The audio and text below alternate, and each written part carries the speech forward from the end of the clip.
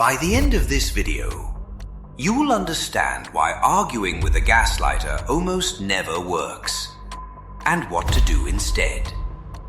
Picture this. Keys on the table. You see them land. You hear that sound. You feel the solid thunk. The keys are there.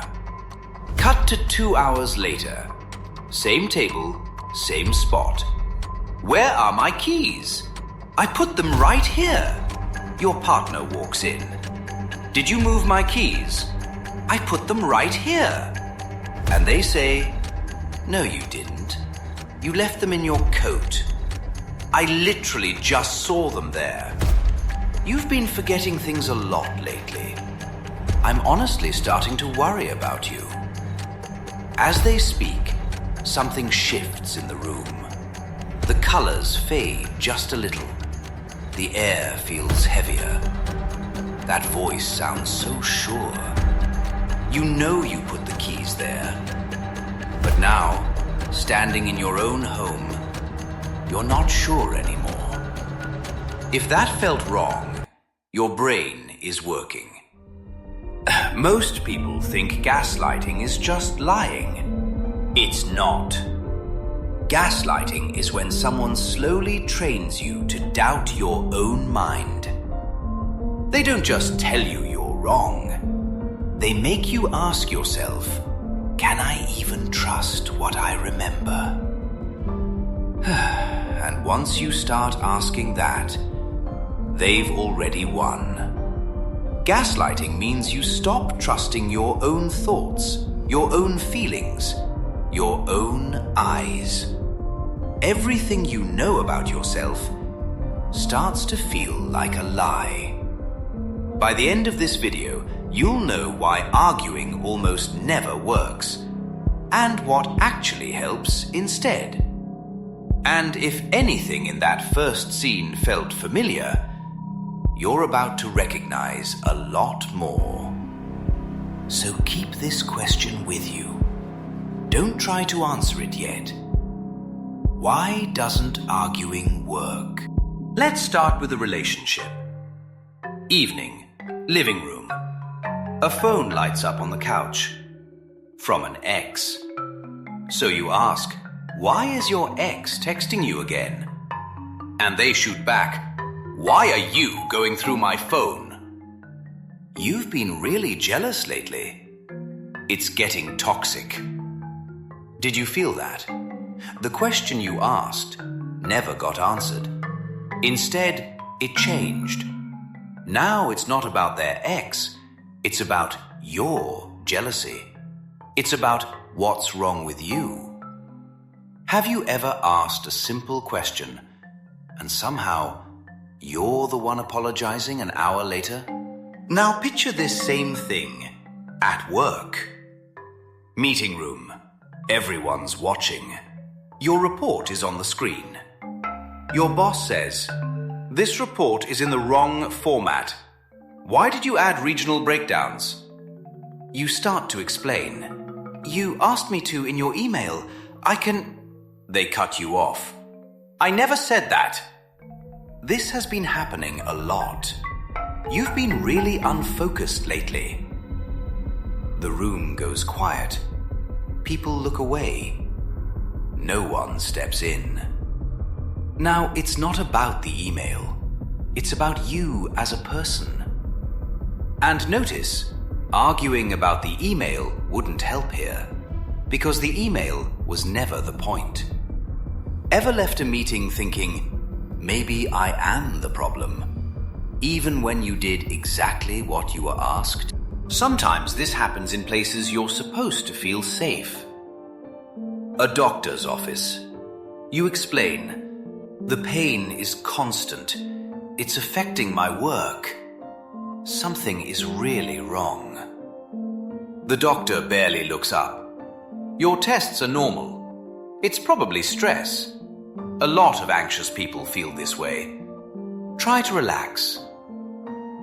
Your body is screaming. But the expert in the room, the one with the degree, the one you're supposed to trust, is telling you the problem is you. And if you pushed back, they'd just write anxiety in your chart. If a doctor ever made you feel crazy for being in pain, that wasn't just in your head.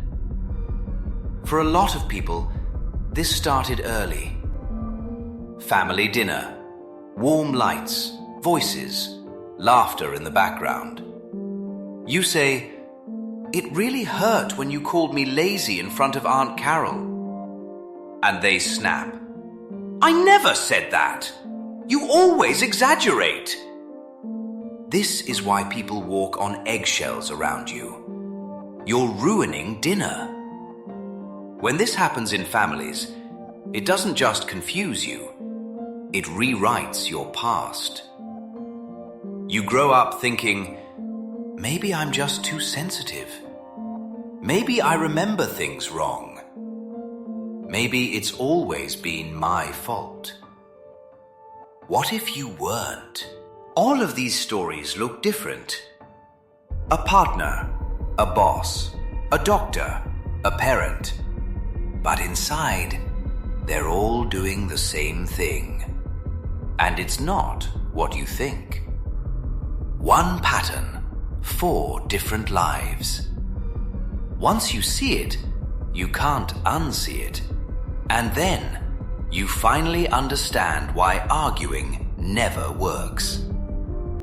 The first time this happened to me, I didn't know the word gaslighting. I just thought I was bad at explaining myself. So I tried harder, more proof, longer messages, replaying conversations at 3 in the morning, trying to figure out what I did wrong. And somehow, no matter what I said, I still ended up apologizing. If that sounds familiar, you're not dramatic, you're not broken, you're not too sensitive. You were being trained to mistrust yourself.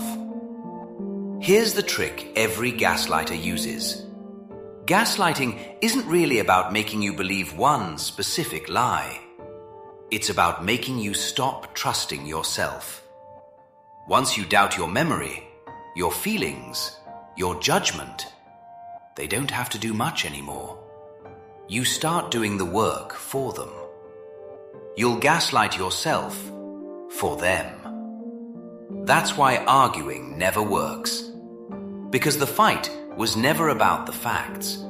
It was never about who's right.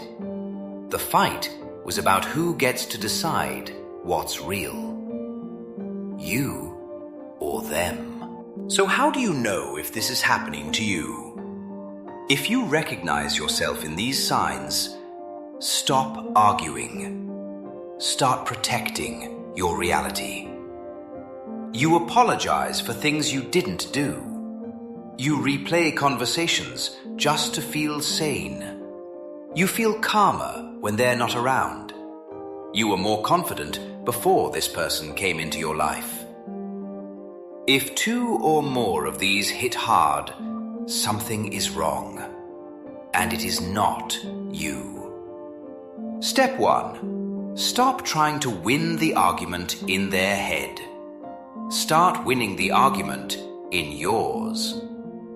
Write things down, not to prove them wrong, to remind yourself you're not crazy. Notes app, a journal, even just your phone. Write something like, Tuesday, 2 p.m. I put the keys on the table. Later, I was told I never did. I remember. I am not crazy. Write what happened, what was said, when it happened. Memory fades, writing doesn't. Step 2. Borrow someone else's eyes. Tell the story to one person you trust who is not involved in the situation.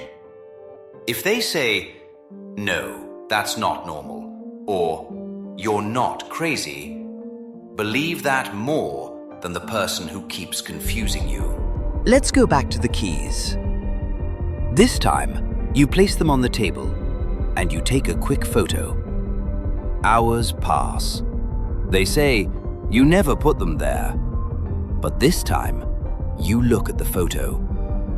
No yelling, no long explanation, no trying to convince them of anything. Just quiet certainty.